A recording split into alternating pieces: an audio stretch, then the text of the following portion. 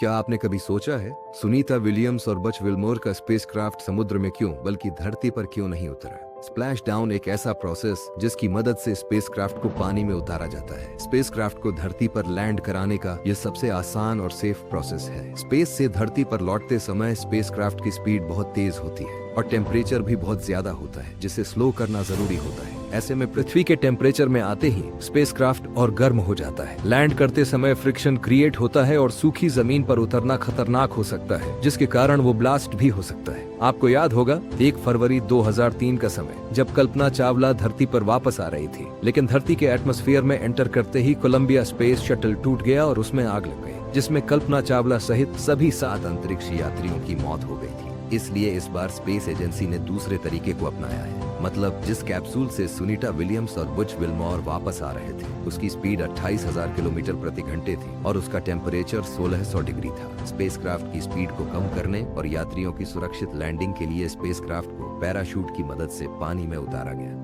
जैसा कि आपको पता ही होगा कि चांद हमसे हर साल 3.8 सेंटीमीटर दूर जा रहा है, लेकिन यह पता कैसे लगा? आइए जानते हैं। दरअसल अरबों वर्षों से हमारा खगोलीय साथी चंद्रमा धीरे धीरे पृथ्वी से दूर जा रहा है। अपोलो 11 मिशन के दौरान नील आर्मस्ट्रांग और बज ऑल्ड्रिन चांद पर गए थे। तब वहां पर उन्होंने रिफ्लेक्टिव पैनल्स इंस्टॉल किए थे, जिनकी मदद से हम लेजर बीम्स को रिफ्लेक्ट कराकर दूरी को मेजर कर पाए। कई बार मेजर करने पे देखा कि चांद हमसे हर साल कुछ सेंटीमीटर दूर जा रहा है। ऐसा पृथ्वी और चंद्रमा के बीच गुरुत्वाकर्षण संपर्क के कारण होता है। चंद्रमा का गुरुत्वाकर्षण पृथ्वी पर ज्वार भाटा यानी समुद्र में लहरों का कारण बनता है, लेकिन यह बल चंद्रमा को दूर भी खींच लेता है। पर यह प्रक्रिया धीमी है और यह अरबों वर्षों से चल रही है। अगर यह इसी तरह से दूर होता रहा तो एक समय ऐसा आएगा जब यह पृथ्वी के गुरुत्वाकर्षण खिंचाव से निकलकर अंतरिक्ष में निकल जाएगा, जिससे बिना चांद के पृथ्वी का संतुलन बिगड़ जाएगा। और एक दिन ऐसा भी आ सकता है कि हमारा एक दिन 30 दिनों के बराबर हो जाएगा। क्या आपने कभी सोचा है कि स्पेस की आवाज कैसी होती है?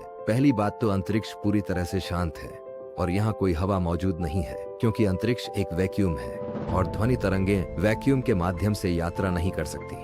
लेकिन फिर भी अंतरिक्ष में मौजूद रेडियो वेव्स द्वारा वस्तुओं की आवाज को सुना जा सकता है और वैज्ञानिकों ने इसी तरह स्पेस से आने वाले रेडियो वेव्स को साउंड वेव्स में कन्वर्ट किया। तो चलिए अंतरिक्ष में मौजूद उन रहस्यमयी आवाजों को सुनते हैं।